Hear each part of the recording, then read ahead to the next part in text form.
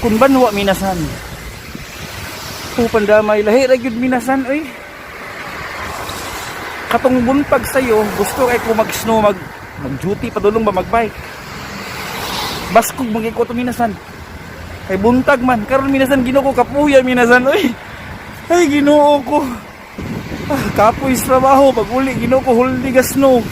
Pandamay. Di unta ko mo vlog minasan niya. Sayang man.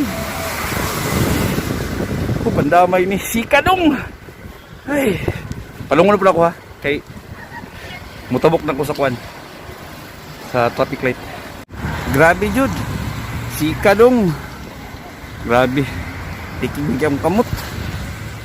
Hindi siya ka snow minasan pero wala sa kasikad ba wala kabukad kay kusog bang gud ang hangin niya mahilis ng ice ba wala ni baga. Grabe. Kamuritsing na akong bago. Pandamay. Grabe good. Sikadong. Buwis buhay talaga minasan. Muna akong kuhan nga kamot minasan. Totoo. Naka-gloves. Ang gloves na ko isa. Siyempre, sa pag-unit cellphone minasan. Lagaman o tirada. Kanya ako ang kamot na prusi na. Pandamay. Nagulat sa traffic light minasan. Nga kita na yung maabot. Kibali minasan. Kading snow minasan. Basa siya oh. Basa siya. Kay ang hangin magud minasan bugnaw.